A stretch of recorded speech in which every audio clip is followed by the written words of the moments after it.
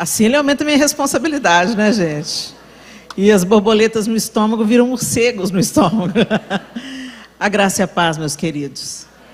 Eu fico muito feliz de vê-los em um dia dedicado ao Senhor e aprendendo aos pés do Senhor sobre família. Isso é tão importante.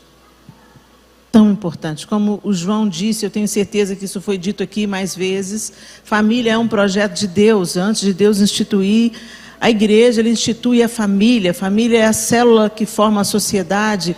E se a nossa sociedade está adoentada, como a gente percebe, é resultado de famílias adoentadas. E interessa a Satanás que seja assim, porque é um sistema que se retroalimenta. Ele causa o caos na família, isso gera uma sociedade adoentada que alimenta as novas famílias que estão nascendo. E esse ciclo vicioso de demandas terríveis que a gente está vendo se perpetua. Então é tão importante nós entendermos o momento que nós estamos vivendo e não sermos inocentes quanto ao que está acontecendo no mundo hoje. O pastor Pedro, o Bernardo, o João, eles falaram aqui como a família é atacada pelo inferno. E de uma maneira especial, gente, as nossas crianças estão sendo atacadas frontalmente, sem disfarces, pelo inferno. Na minha infância, eu nunca ouvi falar, e eu fui criança outro dia, gente. Eu nunca ouvi falar de uma criança de 11 anos tirando a própria vida. E hoje, isso já se tornou uma coisa normal. É uma notícia reincidente no nosso meio. Isso nunca vai ser normal, isso é uma aberração. Um adulto tirando a própria vida é uma aberração.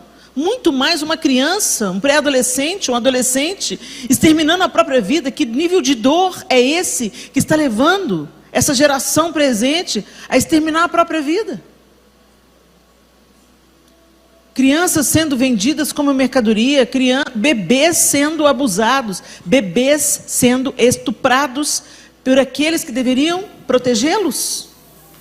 Não adianta a gente tampar o sol com a peneira, não adianta falar que isso não está acontecendo barbaramente, como a gente queria que isso fosse fake news, como a gente queria que isso fosse uma mentira de mau gosto, mas isso é uma realidade brutal, que está entrando nas famílias, e pasmem, em famílias dentro da igreja. Quando a Bíblia diz que o mundo jaz no maligno, ou seja, o mundo está sepultado no maligno, o mundo está no maligno hoje, é o estado em que o mundo está. Não pense você que Satanás está desperdiçando todas as ferramentas disponíveis, ele não está. Não pense você que o desenho animado é só desenho animado. Não pense você que dá a tela para o seu filho antes dos 2 anos de idade, ou até depois dos 2 anos de idade, gente. Que é uma coisa engraçadinha. Eu estava comentando com o pessoal ali, antes a gente estava ali no momento de pausa, e eu estava comentando com o pessoal que hoje eu vi estarrecida uma mãe ou uma avó, não deu para saber bem pela avó se era mãe ou avó do bebê, mas ela estava anunciando no seu Instagram como se fosse uma virtude, que o bebê de 17 dias... Um bebê de 17 dias estava encantado com a tela. Gente, eu nunca tinha visto isso na minha vida. Um bebê de 17 dias erguendo a cabecinha. Ele estava de bruço, com a cabeça erguida, assistindo o vídeo atentamente. 17 dias. Que mãe é essa que dá veneno para o filho aos 17 dias? Porque a tela no cérebro de uma criança, ela funciona como um veneno. Ela destrói, ela cria dependência química. Ela transforma a maneira que o cérebro funciona. E a criança passa a entender que ela precisa da tela como ela precisa de comida. Exatamente o mesmo sistema das drogas injetáveis. Você usa a droga, você usa a droga, você usa a droga, até o seu corpo entender que você precisa daquilo para viver, igual água e comida.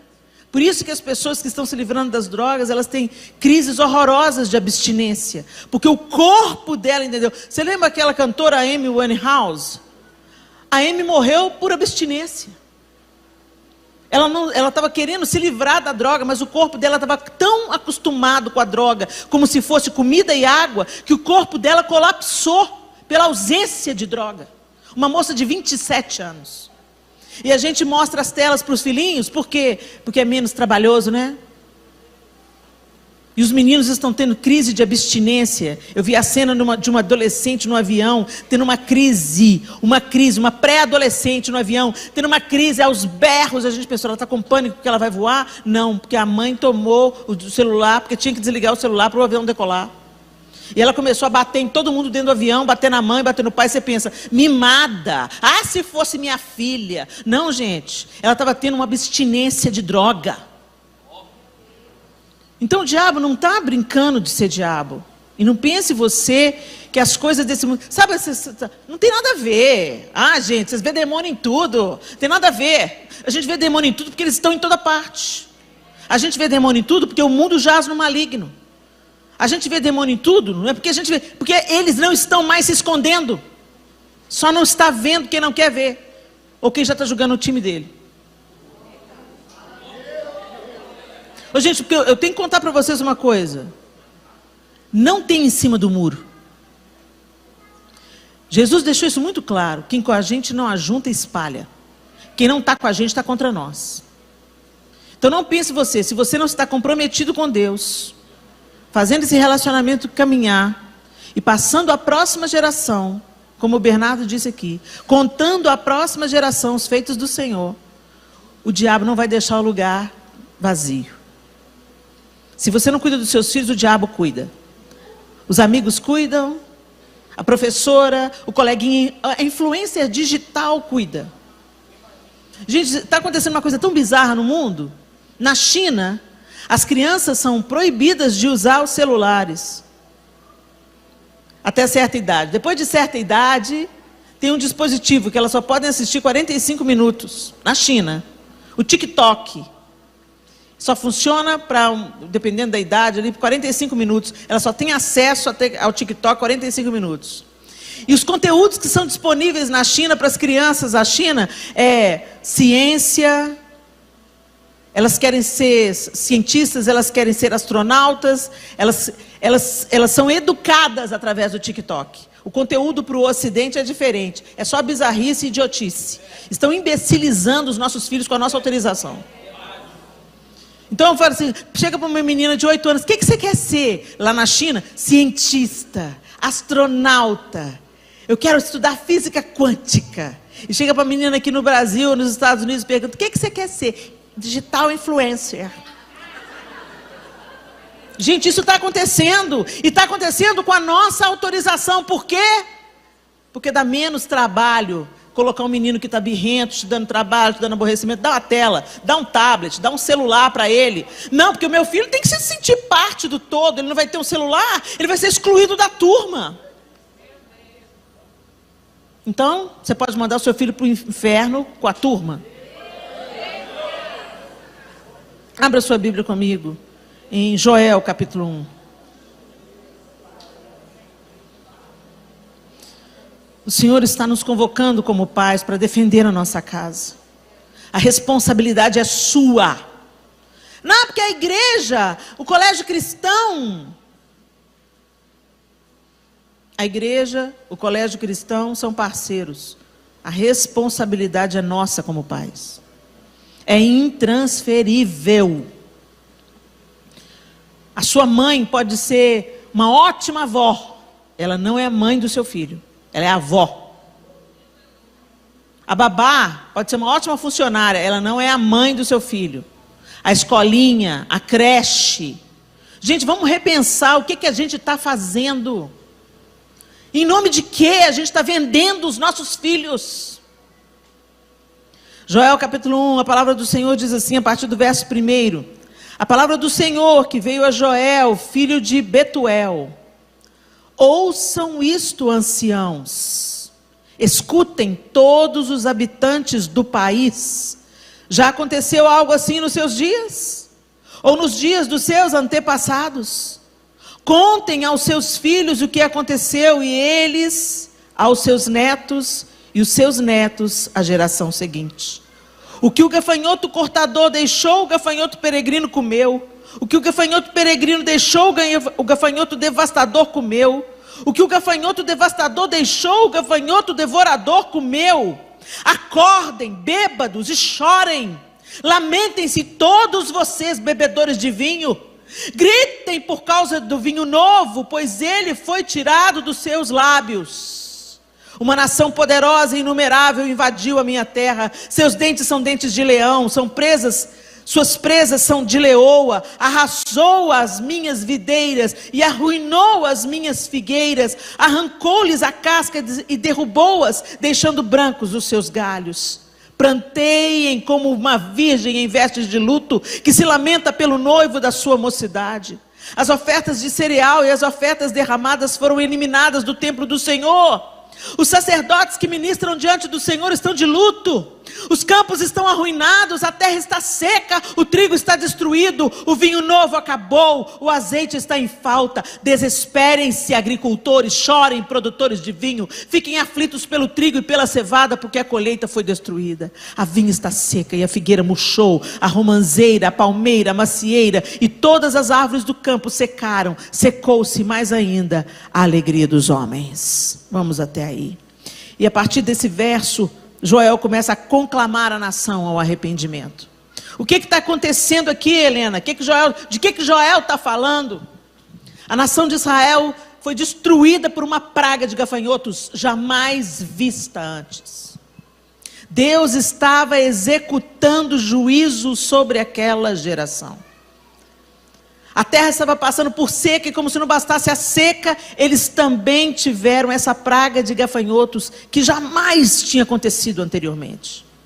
E Deus levanta o profeta Joel para chamar a atenção das pessoas, porque a gente pensa que as coisas que acontecem de ruim são apenas uma tragédia da natureza, né? Faltou a chuva e veio aí os gafanhotos, acontece. Não, Deus estava deixando muito claro através do profeta Joel: eu estou executando juízo.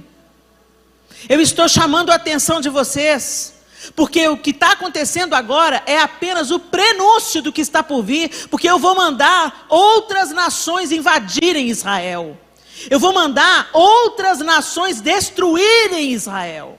Se vocês não se arrependerem, é isso que vai acontecer. Então aqueles gafanhotos eram apenas um prenúncio. Aquela praga de gafanhotos que tinha devorado tudo, tinha destruído tudo, era apenas um alerta do Senhor: arrependam-se, porque senão eu entregarei vocês a outras nações. E quando a gente olha para o tempo hoje, será que foi só coincidência? Será que é só coincidência? É coisa do progresso, a gente diz. É coisa do tempo mesmo. O mundo está difícil mesmo. Mas é porque agora tem novas ideologias, novas maneiras de pensar. O mundo está em evolução, alguns dizem. E toda evolução, até ela chegar ao seu ápice, ela promove alguns traumas, é o que alguns dizem. A gente clama para a mão do Senhor ser inclinada sobre a nossa nação com misericórdia, e Deus retira a mão dele de misericórdia. As coisas não estão boas, gente. A não ser que você esteja alienado, ou seja a favor do aborto, a favor da ideologia de gênero nas escolas, a favor de todo tipo de perversão entrando na sua casa como se fosse algo natural, a favor da censura, a favor da perseguição do evangelho. A não ser que você seja a favor dessas coisas, você está incomodado com o que está acontecendo. E eu não estou falando de política. A política é um reflexo do mundo espiritual. O que está acontecendo no mundo espiritual é o que me interessa. O que Deus quer nos ensinar atrás da história é o que me interessa. E quando eu vejo cristãos aplaudindo alguns discursos, apoiando algumas coisas, discriminando outras que não deveriam estar discriminando, isso me preocupa. Ou achando que é só questão de gosto e preferência. Eu gosto de fulano, não gosto de ciclano. Não é pessoal. Não é pessoal e não é apenas sobre nós. Não passa apenas sobre mim. É sobre a próxima geração. Quando Deus institui a família, Ele não estava pensando em Hollywood, o envolvimento romântico entre um homem e uma mulher, e os dois foram felizes para sempre. Não, isso é projeto de Hollywood. O projeto de Deus é que seja uma família saudável, que um respeite o outro, que o marido ame a mulher como Cristo ama a igreja e se entrega por ela, que a esposa seja fiel e respeite o seu marido. E que ambos caminhem juntos como uma equipe, não como rivais, para que a nova geração seja protegida, cuidada, ensinada, e assim o mundo avance de uma maneira equilibrada e sensata. Quando Deus cria a família, esse era o desejo. Quando Ele manda dominar a terra, não é no dominar no padrão que a gente tem hoje. Dominar a terra é proteger a terra, cuida da terra. Respeita os processos da natureza. Seja um bom mordomo. Dominar envolve cuidar. E até essa palavra foi distorcida. E o que está acontecendo, gente? Nós estamos vivendo num tempo onde a distorção começa na palavra. Distorce primeiro o discurso, distorce o conceito, distorce a nomenclatura. E quem controla o dialeto, quem controla a língua, quem controla o idioma, quem controla a palavra, controla a cultura. Então, quando eu falo que não tem homem nem mulher, que isso é uma construção social, eu estou mudando, não é uma palavra. Quando eu falo menes, todes, eu não estou mudando uma palavra, eu estou mudando uma cultura.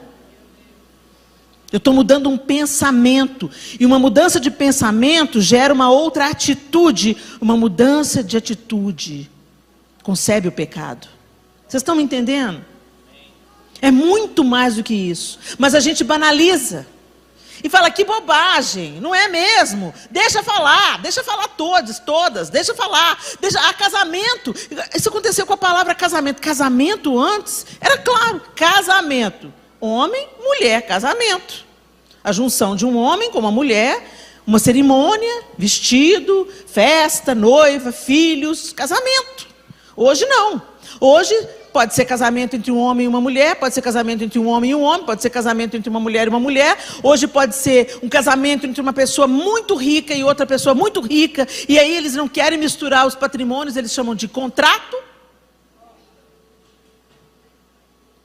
Casamento é tudo. Começou mudando o conceito da palavra. E agora a gente já vê todo tipo de coisas por aí que não tem nada a ver com o casamento que Deus criou.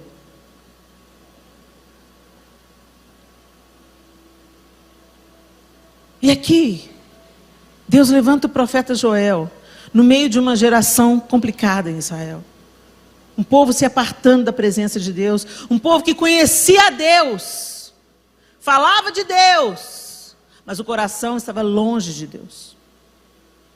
Não basta a gente carregar Deus num discurso. Não basta a gente trazer os nossos filhos e falar sobre Jesus só nos domingos, gente. Sabe por quê? Porque ele passa mais tempo com os professores, ou na creche, na escola, do que com você. Ou na igreja. Quem que você acha que vai ganhar essa guerra? Se você não colocar os seus joelhos no chão, se você não impor as mãos sobre os seus filhos, se você não profetizar sobre eles vida, se você não preparar os seus filhos para lidar com esse mundo que está aí fora, não adianta colocar o seu filho numa bolha. Você pode até tentar, e é até aconselhável que você faça isso por um tempo, mas isso não vai durar para sempre. Ele vai ter que interagir, que dialogar com o mundo que nós vivemos, e ele vai estar preparado para isso. Ele teve uma experiência de novo nascimento. Deixa eu falar com vocês, filhos não nascem crentes. O Bernardo falou uma coisa que eu sempre falo: Deus não tem netos. Os filhos não nascem crentes. Eles podem ter nascido num berço cristão, vamos dizer assim. Eles podem ter nascido com um pai e uma mãe já nascidos de novo. Eles podem ter tido mais acesso à palavra por causa disso, mais oportunidade de estar na igreja por causa disso, mas eles precisam nascer de novo. E eu falo isso de experiência de causa, não estou contando a história de ninguém, eu estou contando a minha história. Eu tive 4 filhos. Os 4 foram ensinados nos caminhos do Senhor. Os 4 foram discipulados. Os 4 foram levados para a igreja, participaram ativamente do ministério diante do trono. Os 4 estudaram em escola batista. Para os 4, João lia a Bíblia todo dia de manhã, antes deles saírem para a escola, fazia o devocional com eles, todos os dias antes de sair para a escola. 3 estão nos caminhos do Senhor, a minha primogênita não. Então eu me apego a essa oração que o Bernardo fez. Que às vezes a gente olha para o natural e pensa, não tem jeito. Mas a gente não caminha pelo que os nossos olhos naturais veem. A gente caminha por fé no que Deus é capaz de fazer. E a minha oração tem sido: Deus, protege as sementes que um dia foram plantadas. E no tempo oportuno, sopra o Espírito de Deus e faz romper com raiz, com flor, com fruto, todas as sementes que foram plantadas ali. Tem misericórdia, Deus. Eu não abro mão da minha primogênita para o inferno. Eu não abro mão. Eu não sei a situação que você está vivendo na sua casa, mas em nome de Jesus, se levante com a autoridade que Deus te dá e fala: Satanás, eu não vou deixar de orar pelos meus filhos. E as circunstâncias ao meu redor não vão me remover do meu lugar de intercessão e dependência e fé. Eu creio porque eu creio, porque eu creio, porque eu creio que Deus vai fazer uma obra no coração dela. O que isso tudo tem me ensinado? Me ensinado muito. Me ensinado pela dor. Me ensinado que tudo que a gente faz para os nossos filhos é muito bom e é necessário. É importante você fazer o devocional com eles, como o João fazia toda manhã? Sim. É parte importante do trabalho. É parte importante do trabalho ter conversas difíceis? Sim. É parte importante do trabalho promover um ambiente onde a fé vai ser cultivada? Sim. É importante levar para a igreja mesmo quando não estou afim, não estou querendo saber se está afim não, vamos embora. Sim, fiz isso muitas vezes. E não me arrependo de outras coisas, mas disso não me arrependo. De ter falado, vamos para a igreja agora. Não me arrependo. Então o que eu quero dizer para você é o seguinte: a gente pode fazer isso tudo, mas se você não gerar os seus filhos espiritualmente, pedindo Espírito Santo, o Senhor que está sobre a terra hoje, convencendo as pessoas da justiça, do pecado e do juízo, pega o fulano, Espírito Santo, revela Jesus ao fulano. Espírito Santo, tira as escamas dos olhos, Senhor. Espírito Santo, tira, Senhor, os sofismas na mente. Cura a dor na alma, Senhor. Seja lá de onde ela tenha vindo. Cura a alma, cura as emoções. E revela o teu poder, Espírito Santo. Não tente você convencer, nós não convencemos nada. Até um momento você instrui. Por isso que é tão importante você fazer direito os trabalhos de base. Não terceirize o trabalho de discipulado. Jesus não mandou a gente entregar folheto, nem terceirizar o evangelho. Jesus mandou a gente fazer discípulos. E para fazer discípulos você tem que andar junto, você tem que comer junto, você tem que viver junto, você tem que dar exemplo, você tem que vigiar a sua própria vida, você tem que gerar um ambiente em que os seus filhos vão ter experiências com Deus. Para de dar para eles tudo que eles querem. Fala, vamos orar por isso, meu filho, vamos orar. Se Deus quiser, Ele vai abrir a porta. Se Deus quiser, Ele vai mandar o dinheiro. Para de entrar na frente de Deus e querer, sabe, ser o super pai. Nós mães e pais estamos aleijando a próxima geração, porque a gente quer dar para eles tudo que a gente não teve. Por quê? Tudo que você não teve também fez você de quem você é. As coisas que você não teve te fortaleceram. As coisas que você não teve fizeram você valorizar quando você ganhou, quando você teve, quando você conseguiu.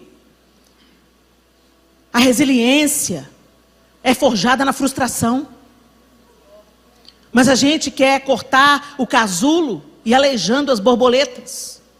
Para as borboletas voarem, elas precisam romper o casulo com as próprias asas. Enquanto elas fazem o esforço, a seiva do corpo delas vai para as asas. E assim elas ganham força para voar. Se você corta o casulo, não nasce nem lagarta, nem borboleta.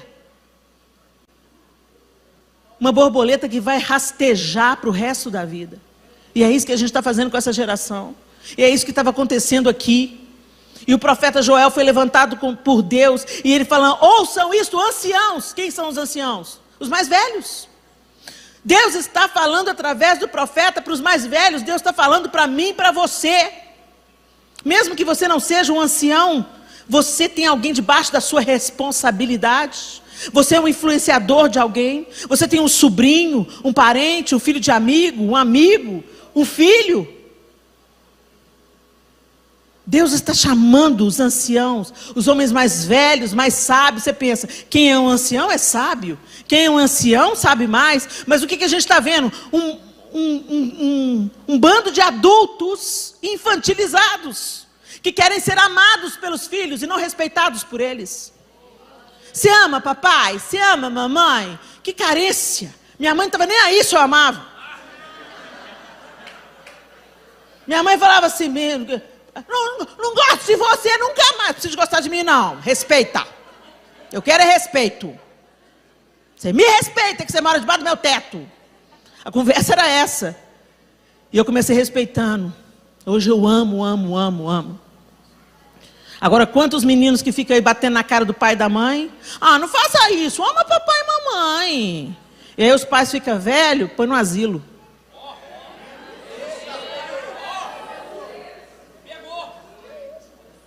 Filhos precisam saber que são amados e que precisam respeitar.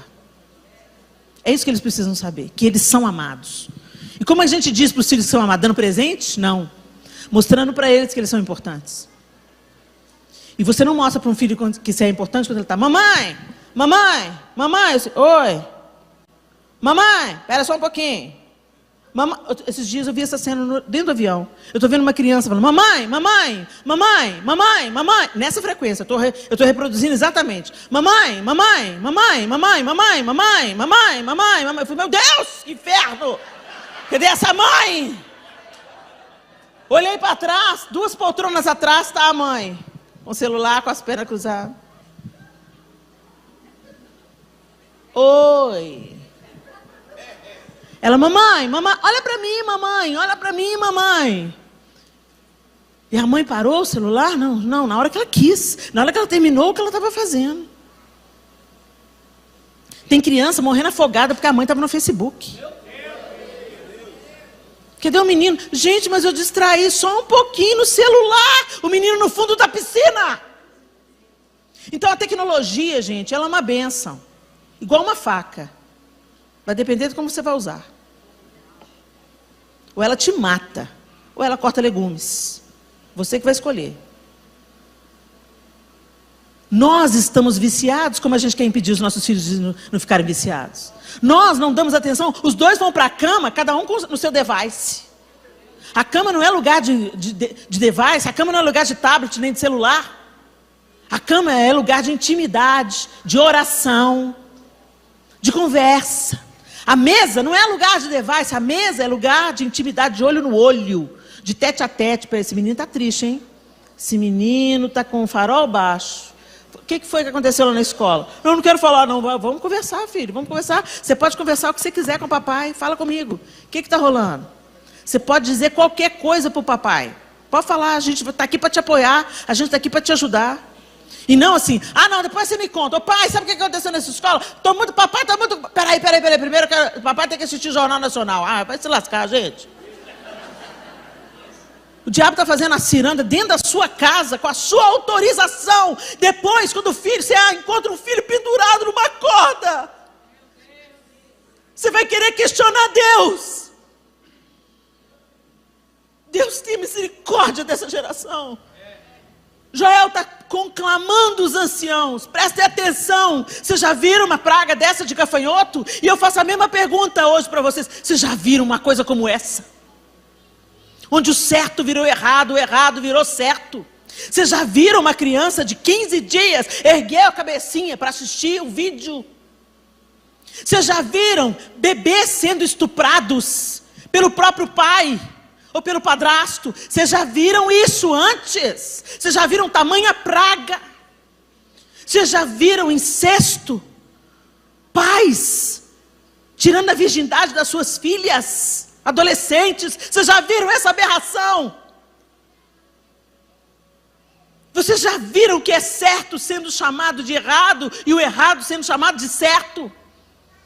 Vocês já viram a impunidade galopante, onde ser bandido é status? Vocês já viram essas calamidades antes? Então eu quero dizer para vocês, se vocês não se posicionarem, as coisas vão ficar pior. Se a gente não se posicionar como igreja, e eu não falo agora só pelas nossas famílias, não, pelas famílias daqueles que estão entregues a Satanás. Se o meu povo, que se chama pelo meu nome, se humilhar e orar e me buscar, então eu ouvirei dos céus, eu perdoarei os seus pecados e eu sararei a sua terra. Tem muita gente para ser alcançada lá fora. Mas isso exige um posicionamento de nós como igreja, não só orando pelo nosso próprio umbigo, não só orando pela nossa própria família, não só pelejando pelos nossos filhos, mas tirando um tempo de intercessão pelas crianças do Brasil. Tirando um tempo para servir no que for preciso. Pastor Euler, o que é que está precisando aí? Vocês cuidam das famílias da igreja? A gente quer servir de alguma forma. A gente quer ofertar o nosso tempo. A gente quer dar aconselhamento. A gente quer... Eu sou psicóloga, eu quero doar algumas horas de trabalho para as famílias que estão desesperadas na igreja. Faça alguma coisa. Deus tem te dado tanto, Deus tem te dado tempo, Deus tem te dado dinheiro, Deus tem te dado dons, Deus tem te dado talento. Alguma coisa você tem nas mãos. Mesmo que aos seus olhos possa parecer pequeno, Deus pode usar uma pequena semente para fazer uma floresta inteira. Não despreza o que Deus colocou na sua mão. E se ergue em nome de Jesus para ser o guardião da sua família. O diabo não quer arranhar o seu filhinho, não. Ele quer ver o seu filho pendurado numa corda no closet. É isso que o diabo quer. E ele não tem pressa. Ele vai de grão em grão até alcançar o objetivo dele. Ele vai minando as forças. Ele vai deturpando a identidade dessa criança. Como é preciso pai e mãe para formar a identidade de uma criança? Deus estabeleceu pai e mãe. Se você é pai e pensa que o seu dever é só prover, você está enganado, meu irmão. Esse filho precisa do seu colo. Ele precisa da sua proteção. Ele precisa da sua afirmação. Você é inteligente, filho. Você consegue. Você é linda, filha. Você é capaz. Você consegue, filha. Quando isso vem da boca de um pai, isso fortalece a identidade de uma criança. Quando os filhos veem os pais num relacionamento afetivo, feliz e respeitoso, isso é 50% de saúde emocional para essas crianças. Quando eles veem que os pais vivem em harmonia, se amam, se respeitam, caminham como um time, não como rivais, eles veem isso e falam, uau, um ambiente seguro. Os gritos têm que cessar, gente. Os olhos têm que ficar nos olhos. Ah, mas dá muito trabalho, Helena. Dá, porque tudo que é bom na vida dá trabalho. Tudo que vale a pena na vida dá trabalho. Fácil é ir para o inferno. Por isso que a Bíblia diz que a porta é larga. E são muitos os que acertam por ela. Para ir para o inferno você não precisa fazer força nenhuma. É só deixar a sua natureza no controle. Deixa a sua vontade e o seu desejo te governarem. Para você ver onde que você vai parar. Mas se você quer que a vida flua na sua casa, cure os seus relacionamentos, que os seus filhos sejam guardados, isso exige responsabilidade e trabalho. Intencionalidade. Oração. Uma prática diária de semear o que é bom na vida dos nossos filhos, não apenas com as nossas palavras, mas com a nossa vida. Não adianta você falar, filho, é feio mentir, e quando alguém liga, fala que papai não está. Quando você fala, é feio roubar, mas eles veem você puxando o gato de luz.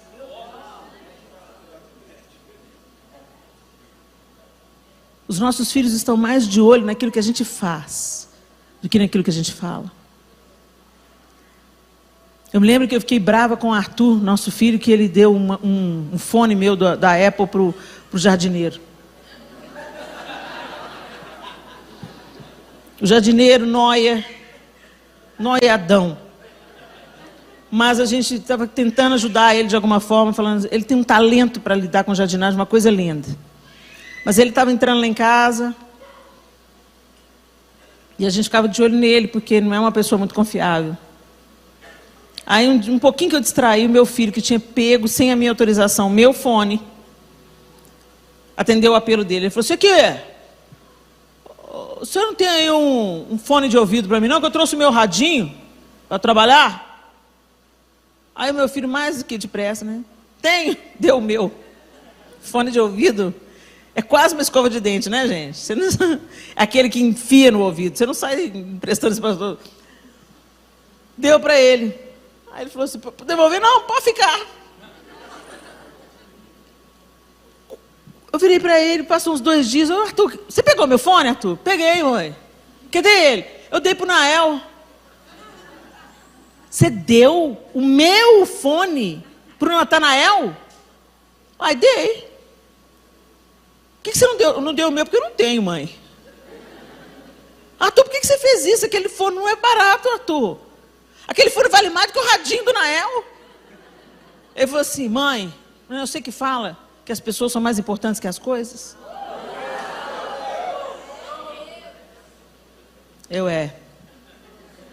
Obrigado por me ensinar, filho. Obrigado por me lembrar. É fato. As pessoas são mais importantes que as coisas. Agora eu só vou te deixar uma dica. Dê as suas coisas. Deixa que eu dou as minhas. Você pensa que eles não estão prestando atenção, mas eles estão. Você pensa que está entrando por um ouvido e saindo por outro, não está. Agora presta atenção, toda palavra é semente. Cuidado com o que você está plantando. Porque toda palavra, ela gera alguma coisa. E a palavra maldita vai gerar fruto também. E você vai ter que lidar com ele. Então abençoe os seus filhos. Afirme os seus filhos. Encoraje os seus filhos, elogie os seus filhos. Quando errar, peça perdão para os seus filhos. Pedir perdão para filho não tira nada de você, nenhuma autoridade é tirada de você quando você reconhece o seu erro e pede perdão. É melhor eles verem que o pai deles também fracassa, mas que sabe se reerguer depois de um fracasso, do que aprender mau caratismo, cabeça dura, orgulho, porque você está comunicando alguma coisa com aquilo que você está fazendo, da maneira como você está vivendo. Por isso que quando Jesus nos chama a ser santos, ele não é só sobre nós, gente. Não é sobre merecer o céu. Nós não merecemos o céu. Recebemos de graça. A santificação não é para você entrar no céu, não. O que te coloca no céu é a graça de Deus através de Jesus Cristo. É graça, dádiva que nós não merecemos. Agora, o processo de santificação, no qual nós somos convidados a entrar e a caminhar nele, depois que Jesus entra na nossa vida, primeiro, ele vai te proteger e vai te livrar de muitas angústias e males. Deus não vai ser mais santo se você for santo. Ele é. Ele é santo. A santidade dele está estabelecida. E o que a palavra de Deus diz é que quem não é santo, como ele é santo, não vai poder vê-lo. Eu quero dizer para você, a santidade, além de te proteger, ela abençoa outras pessoas. E os primeiros abençoados são quem mora debaixo do mesmo teto que você. Porque se você é santo só para os de fora, você não é santo nada, você é hipócrita. Isso é máscara.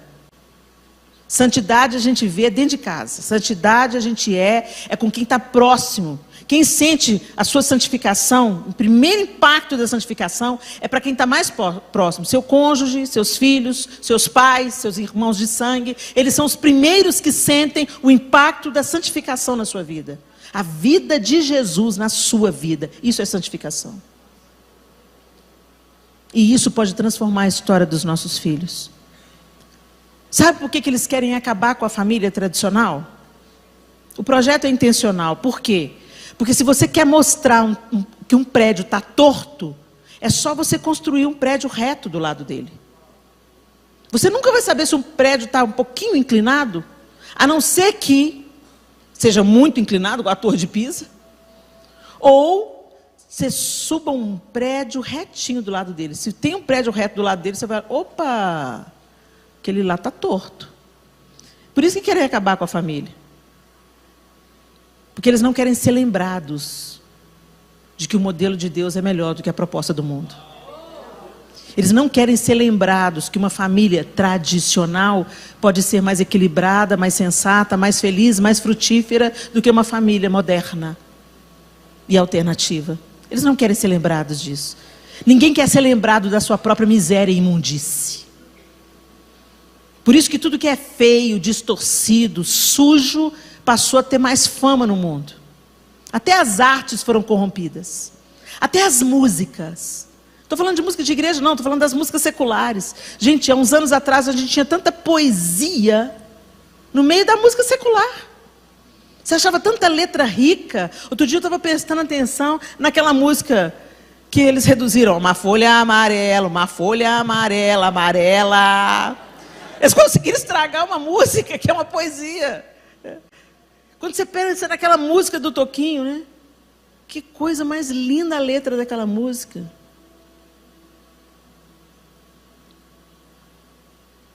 Hoje não tem mais isso. Hoje é um batidão, poucas palavras. Isso quando há prostituição. Não estou falando mal da música eletrônica não, tá, gente? Estou só dizendo que não tem letra, não tem conteúdo. É só um sentido. Um êxtase.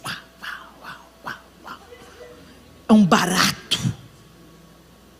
Sem profundidade, sem reflexão, sem pensamento. Só emoção, só feeling. Ministros de louvor presentes, tomem cuidado. Tem uma palavra para vocês, ministros de louvor. Vocês não foram chamados ao entretenimento. O louvor é para Deus. E o sucesso de um líder de louvor é ver toda a comunidade adorando e não assistindo. Nós estamos muito acostumados a assistir a ministração. Nó, que luz linda. Nó, que painel lindo. Uau, que talento. Uau, que voz. Uau, a roupa dela. Olha a roupa dele. Uau, ele tem uma performance. Uau, ele pula enquanto ele toca. Uau. Enquanto isso, a adoração vai subindo para o diabo. Mais uma vez eu digo, o que não vai para Deus, o diabo cata para ele. Nada fica desperdiçado, gente. Nós estamos numa guerra, os dois lados estão definidos. Tome o seu lugar nessa guerra. Entre para o time dos vencedores. E reveja toda a sua vida. Gente, é um momento de rever. O que Joel está falando aqui? Vocês já viram isso tudo que está acontecendo? Ele primeiro fala. Vocês já viram isso tudo que está acontecendo? Vocês já viram? Um destruidor veio e destruiu mais do que o outro. E ele fala, contem aos seus filhos o que aconteceu. E eles aos seus netos. E os netos, a geração seguinte, contam o que aconteceu. Para eles não se esquecerem de que o juízo de Deus é uma realidade. E que essa calamidade que nos ocorreu pode estar trazendo uma nova calamidade. A tristeza, gente, é que depois disso aqui, você já sabe o que aconteceu. Deus mandou o aviso, Deus levantou Joel, Deus permitiu a praga de gafanhoto, Deus permitiu a seca, Deus permitiu a destruição. E falando, se vocês não se arrependerem, quando você vem aí depois do verso 13, Joel continua falando, ponham vestes de luto, ó sacerdotes, e pranteiem, chorem alto, vocês que ministram perante o altar. Gente, não é tempo de festa, é tempo de gemer, é tempo de clamar, é tempo de arrependimento, é tempo de pedir, Deus, tenha misericórdia de nós. Nós choramos pelas nossas misérias, pelos nossos pecados, choramos pelos pecados dessa geração corrupta e perversa, e te pedimos, ó Deus, glorifica e manifesta o teu nome no meio dessa geração através de nós. Ele está chamando primeiro os sacerdotes, os que ministram perante o altar. Começa por nós. Pastores, Kelly, Pedro, começa por nós. Ministros de louvor, começa por nós. Líderes de adolescentes, Bernardo, começa por nós. Vamos chamar essa geração ao arrependimento, ao pranto. Não nos fechemos no nosso gueto bem-sucedido enquanto o mundo está sendo destruído lá fora. Quem está alinhado com o coração de Deus não está feliz. Entenda o que eu estou te dizendo. A alegria do Senhor é a nossa força. E a alegria não depende das circunstâncias ao redor. Não é disso que eu estou falando. Esse contentamento que vem da contemplação de Deus e de entender, Deus, o Senhor está no controle. Eu não preciso ficar com medo, eu não preciso ficar aterrorizado, eu não preciso ficar em pânico e pavor, porque o Senhor é a minha fortaleza, o Senhor está com o controle remoto nas mãos, o Senhor tem o governo de todas as coisas. Essa é a alegria do Senhor, que mantém viva a nossa esperança. Não é disso que eu estou falando. Não tem jeito de você ficar dando risada e feliz nas suas curtições, se você tem o coração de Deus pulsando no seu coração. Que é impossível você ficar gozando as suas férias enquanto uma criança vem mendigando o pão. É impossível você ficar confortável com um menininho de 2 anos te pedindo o que comer enquanto você está passando férias numa praia em Maceió. É impossível você ter uma alegria plena quando você vê tanta miséria ao seu redor. É impossível você se contentar nas nossas reuniões quando você sabe que tem tanta gente cortando os pulsos. Tanta gente presa à cama de um hospital. É impossível ter uma felicidade plena nesse mundo. E é isso que o Senhor está querendo nos mostrar. Eu sou a alegria de vocês. Eu sou a felicidade de vocês. Vocês estão buscando ainda alegria nas coisas dessa terra? Então ele vai deixar a terra bem inóspita. Quem sabe assim, a noiva se volta para ele. Ele chama os sacerdotes e os que ponham vestes de luto aos sacerdotes e pranteiem. Chorem alto, vocês que ministram perante o altar. Venham. Passem a noite vestidos de luto, vocês que ministram perante o meu Deus, pois as ofertas de cereal e as ofertas derramadas foram suprimidas no templo do seu Deus. Decretem um jejum santo, convoquem uma assembleia sagrada, reúnam as autoridades e todos os habitantes do país no templo do Senhor, o seu Deus, e clamem ao Senhor. Nós estamos colocando a nossa esperança nos homens, nos governos humanos, nos partidos políticos. Deus vai ter que destituir todos os ídolos, ainda que eles sejam bons ídolos. Todos os ídolos terão que cair. Ah, aquele dia. Sim, o dia do Senhor está próximo. Como destruição poderosa da parte do Todo-Poderoso ele virá. Que Deus tenha misericórdia de nós. E eu aconselho você a ler todo o capítulo 1 de Joel, o livro de Joel. É uma convocação para o povo de Israel antes que o juízo definitivo de Deus viesse. E essa palavra é tão atual, porque gafanhotos estão devorando a nossa terra. Gafanhotos estão querendo destruir as nossas famílias. Gafanhotos querem alcançar e devorar os nossos filhos e as nossas filhas.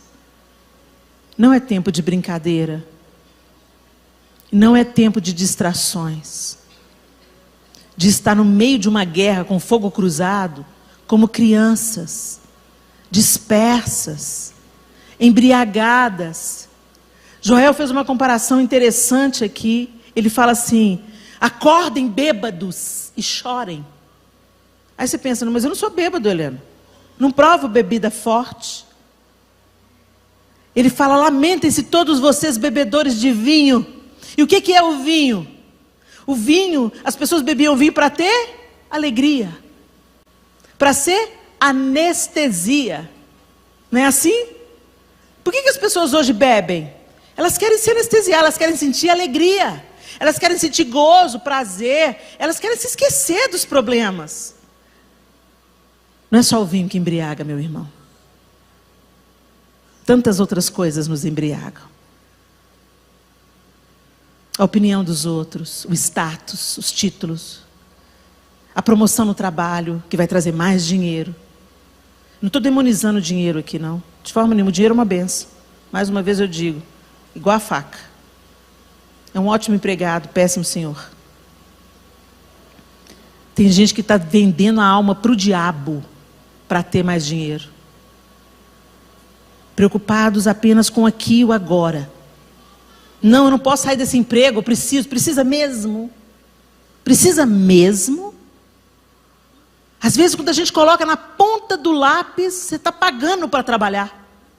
Porque tem que pagar para o filho ficar integral no colégio, ou tem que pagar para ir para a creche, ou tem que pagar para funcionária doméstica, e aí tem que investir em roupa, que você gasta mais para trabalhar fora, e você tem que comer fora de casa, e aí você vai na rodinha do hamster, no Deus desse século, servindo ao propósito de Satanás, terceirizando seus filhos, negligenciando seu cônjuge, porque para o patrão você dá o melhor.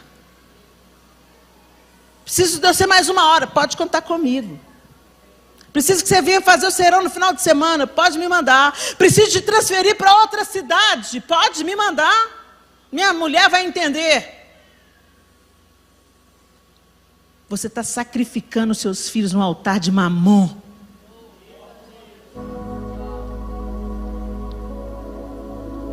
Seus filhos precisam de arroz, feijão, comida? Precisam. Mas a gente não trabalha só para dar isso para os filhos. Muitos de nós trabalhamos para dar status para os nossos filhos. Não, meu filho tem que estudar na tal escola. Não, ele pode estudar em qualquer escola, desde que ele tenha um pai presente, uma mãe presente. Ele pode estudar em qualquer escola, que você vai fazer do seu filho um gênio estudando na escola pública. O João estudou na escola pública a vida dele inteira. Mas teve uma mãe que motivou, que incentivou. Perdeu o pai muito cedo, sofrimento. Sofrimento molda as pessoas, molda caráter. Ele viu o pai dele morrendo na frente dele de um infarto fulminante aos 33 anos de idade. O João tinha 9. O pai dele tinha a sua idade, pastor, quando morreu. Jovem. Ele com uma irmã especial. Tinha que pôr a irmã nos ombros para levar para a escola especial, que a mãe tinha que trabalhar para sustentar a família. Professor de matemática, passou no primeiro vestibular que ele fez. Passou com nota boa, nota alta. No colégio que nós estudávamos, ele era conhecido como o melhor aluno. Tirava só 100 por ano em matemática. Ou 99. Escola pública. Não é sobre a escola.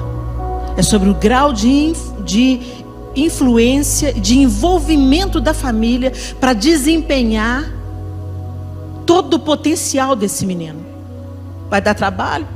Vai, mas tudo que vale a pena dá trabalho. Se você não quisesse ter trabalho, não fizesse uma família.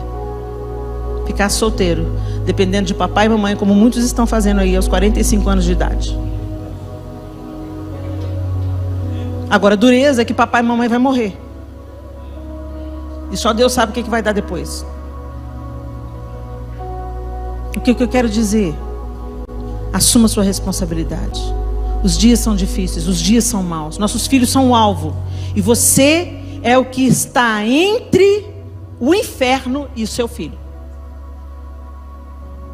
Então, pai e mãe, assuma o seu papel.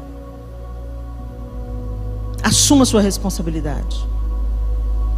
Tios, avô, avó, ajudem em oração. Professores, psicólogos, educadores, peguem a sua parte nesse latifúndio. Professores dos kids, aqui na igreja, vocês não estão só entretendo as crianças enquanto os pais estão aprendendo a palavra. Isso é importante também. Os meninos precisam queimar energia, senão mata a gente. Põe eles para brincar. Mas as nossas escolas dominicais não devem só dar papel para colorir e biscoitinho para comer. Nossas escolas dominicais devem aprender, ensinar e apresentar Jesus para as nossas crianças. Fortalecer o trabalho que já está sendo feito em casa pelos pais. Se nós nos unirmos, igreja, escola, com os pais na direção, e o Espírito Santo sobre todos nós, Deus vai levantar uma geração para fazer a diferença. Uma geração cheia de autoridade. Uma geração, como diz a canção, a geração de Samuel, que unge Davi e depõe Saul. Em nome de Jesus. Feche os seus olhos. Eu quero te perguntar, do que você está se embriagando? O profeta Joel faz esses despertamentos, isso me chamou muita atenção. Acordem, bêbados. Acordem, bêbados. Às vezes o que está te embriagando são as redes sociais. Quanto tempo você passa no celular? E quanto tempo você passa em oração? Quanto tempo você passa intencionalmente discipulando os seus filhos com um propósito? Quanto tempo você ora por eles? O que você tem feito para manter uma conexão entre você e o seu filho adolescente, pai? Não, ele está me irritando, está me tirando do sério. Lembra um pouco de quando você foi adolescente. Peça o Espírito Santo. Gente, o Espírito Santo não é só para nos dar ondas de poder. O Espírito Santo nos ensina todas as coisas. Jesus disse: e Ele vos ensinará todas as coisas. Peça ao Espírito Santo. Espírito Santo, eu estou sendo desafiado pelo meu filho adolescente. Eu preciso de graça para não perder o coração dele. Me dá sabedoria do alto. Espírito Santo, me ensina. Espírito Santo, manda conselheiros. Espírito Santo, o que eu devo falar? Como eu devo agir? Como eu devo abraçar esse meu filho? O que ele está precisando, Espírito Santo? Traduz para mim. Porque muitas atitudes dos nossos filhos não nada mais são do que pedidos de socorro. Igual aquela menina lá no avião. Por que ela estava sendo tão chata? Falando sem pausa. Mamãe, mamãe, mamãe, mamãe, mamãe, mamãe, mamãe, mamãe, mamãe. Porque com certeza ela já aprendeu que se ela falar mamãe, ô mamãe, ela vai ser ignorada. Porque ela estava falando mamãe, mamãe, mamãe, mamãe, mamãe, e estava sendo ignorada. Toda atitude dos nossos filhos é um pedido de socorro. Eles estão querendo te sinalizar alguma coisa, estão querendo te mostrar alguma coisa. Às vezes o menino muda de atitude drasticamente. Uma criança pequenininha muda de comportamento drasticamente. Às vezes está sendo molestada sexualmente por gente de confiança. Quem molesta crianças é alguém da família, ou alguém muito próximo à família, ou alguém que tem acesso, líderes e professores. Se você está nessa casa ouvindo essa palavra, e você é avô, você é pai, e às vezes você sente impulso sexual para uma criança que está debaixo da sua proteção, peça ajuda, peça socorro. Procure um psiquiatra, procure um psicólogo e fala: olha, eu estou identificando um comportamento anormal em mim. Eu estou tendo desejo sexual pela minha neta, pela minha filha, pela minha sobrinha, pela criança que eu cuido. E eu não quero tocar nessa criança porque Deus me chamou para proteger, não para matar, não para corromper. Eu fui molestada pelo meu tio durante anos da minha infância. E só o amor de Jesus para me arrancar de lá, daquele lugar miserável, de culpa, de dor. Quando eu tentei contar para um adulto, não acreditaram em mim. Só aumentou a minha dor. O problema não é a gente ser tentado, sabe? A gente é de carne e osso. O problema é a gente sucumbir à proposta do diabo. Então, se você está nessa casa, se você está escutando a gente online, eu quero te dizer, se você está sentindo um desejo de tocar, de mostrar o seu órgão sexual, de querer que a criança ponha nome de Jesus, não seja instrumento do diabo. Busque ajuda pastoral, ajuda terapêutica, busque ajuda, mas não leve a cabo o seu desejo doente, que às vezes, muitas vezes é fruto de um abuso sofrido também. Você precisa de ajuda. Antes que vire um crime e você precise de cadeia. Que Deus nos ajude. Que nossas crianças sejam protegidas. Não deixe seus filhos entregues a celulares. Não deixe seus filhos entregues a jogos. Leva para fazer piquenique. Leva para a piscina e entra junto na água. É cansativo, você não está afim de entrar. Mas isso vai ser alívio para os seus ossos quando você vê esses filhos no caminho que eles devem andar. Você não vai querer, eu te garanto, você não vai querer um filho nas drogas. Você não vai querer um filho divorciado de Deus. Você não vai querer um filho ateu. Você não vai querer um inimigo de Deus. Você não vai querer um filho buscando anestesia para as suas dores em outros braços que não sejam os braços do Senhor. Você não vai querer um filho que não consegue seguir na vida. Tantas coisas podem acontecer com os nossos filhos, se eles não forem encontrados no caminho do Senhor. Você não vai querer também um filho com a vida toda certinha, bem sucedido financeiramente, bem sucedido no emprego, até casado com uma pessoa legal, mas longe dos caminhos do Senhor. Você não vai querer. Então, arregace as mangas e dobre os joelhos hoje. Pranteie, chore hoje, busque hoje. Dependa hoje do Espírito de Deus. Peça demissão, se for preciso. Reavalie as contas, se for preciso. Mude de ramo de trabalho, se for preciso. Mude o seu filho de escola, se for preciso. Faça o que for preciso para defender o seu filho do inferno. Em nome de Jesus. Senhor, nós te agradecemos por essa noite. Não, Senhor, nós nunca ouvimos tanta calamidade. Uma praga de gafanhotos espirituais veio sobre o Brasil.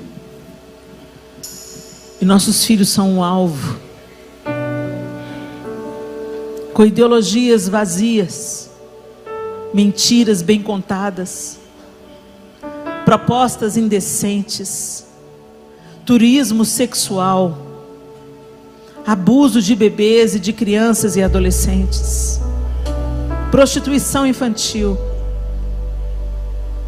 drogas lícitas e ilícitas em tenra idade, suicídio de menores. A lista é infindável, Senhor. Mas maiores que as listas do inferno são as tuas misericórdias. E é por isso, Deus, que nessa noite nós nos arrependemos diante de Ti, pela negligência, pela preguiça, pela apatia, pela falta de ânimo, pelo cansaço. Nos perdoe, Senhor, porque abandonamos o nosso posto de guardiães da nossa casa. Senhor, nós queremos ser guardiãs e guardiões dos nossos lares. Por isso nós te pedimos, ó Deus, desperta-nos. Livre-nos da embriaguez desse século. Às vezes estamos embriagados até com o serviço na sua casa. Nos embriagamos da tecnologia, do trabalho, do dinheiro, dos títulos, das promoções no emprego, das novas propostas, da fama. Nos embriagamos da opinião, do conceito que tem ao nosso respeito.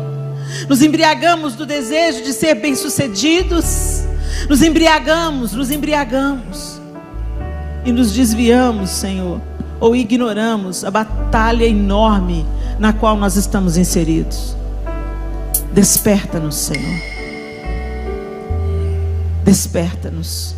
como pais, como educadores, como pastores e líderes, como influenciadores de crianças, como aqueles que convivem com crianças e adolescentes. Desperta-nos. Nós queremos falar como o salmista disse: uma geração contará a outra geração os feitos do Senhor. Nós não queremos apenas contar as calamidades, Senhor. Nós não queremos apenas contar os episódios do teu juízo, Senhor, mas nós queremos contar os feitos do Senhor. Queremos contar os milagres do Senhor. Queremos contar os livramentos do Senhor. Ajuda-nos, ó Deus, em nome de Jesus o Cristo. Amém e amém. O salmista, no Salmo 145, 4 e 5, ele diz: uma geração contará a outra a grandiosidade dos teus feitos. Eles anunciarão os teus atos poderosos, proclamarão o glorioso esplendor da tua majestade, e meditarei nas maravilhas que fazes. Para nós, assim como o salmista, proclamarmos: e meditarei nas maravilhas que fazes. Essa é a conclusão. Que você conte à próxima geração o que o Senhor fez por você. Que você conte aos seus filhos e aos seus netos de onde Deus te tirou. Que você conte a ele os feitos do Senhor, a vontade do Senhor, a misericórdia do Senhor, o amor do Senhor, o padrão do Senhor, o propósito do Senhor. Que você se demore para ensiná-los nas Escrituras. E para ensinar você vai ter que aprender. Compre uma Bíblia numa linguagem mais acessível, a NVI, a NVT. Leia para os seus filhos. Demore-se com eles à mesa para tirar as dúvidas. Faça um culto doméstico. Unja os seus filhos cada vez que eles saírem para a escola. Unja os seus ouvidos. E diga: Senhor, que eles retenham apenas o que for produtivo. Unja a mente deles. Derrame o óleo sobre a cabeça. Senhor, sela esse cérebro, que ele absorva dos teus feitos, das tuas maravilhas, e do ensino que vai acrescentar a eles. O que não é teu, que caia por terra em nome de Jesus. Ensine aos seus filhos a lerem a cultura e a discernirem. Peça a Deus: Senhor, dá discernimento para os meus filhos, discernimento de espíritos. Busque os melhores dons, pai e mãe. Busque os melhores dons. Eles são ferramenta para nós não sermos enganados. Por isso que o apóstolo Paulo diz: busquem com zelo os melhores dons. Para a gente aparecer? Não, para a gente servir melhor. E para a gente não ser enganado. Busque o dom de discernimento, pai e mãe. Fala: Senhor, eu preciso de discernimento de espíritos. Imponha as mãos sobre os seus filhos todas as noites. Ah, Helena, eu só vejo meu filho quando eu saio para trabalhar, ele está dormindo. Quando eu volto, ele está dormindo ainda. Peça ao Senhor para abrir outra porta de emprego para você. E enquanto essa nova porta não é aberta e você não diminui a sua carga horária, faça um combinado com ele. Papai vai deixar um bilhetinho, papai vai deixar um nó no lençol, papai vai deixar um sinal de que passou por aqui para te dar um beijo e orar por você. Coloca um bichinho de pelúcia. Fala assim: olha, papai quando passou vai deixar o bichinho de pelúcia. E quando eu voltar de noite para te beijar e te abençoar, isso vai dar para a criança senso de pertencimento. Papai está trabalhando muito, mas ele está aqui. Ele vem, ele me beija, ele ora por mim, ele me abençoa. Impõe as mãos sobre os seus filhos. Profetize vida sobre eles. Encoraje-os. Elogie-os. Porque o diabo está adotando todo mundo que está sendo rejeitado, desprezado, ignorado. Que o Senhor nos ajude. Deus abençoe vocês.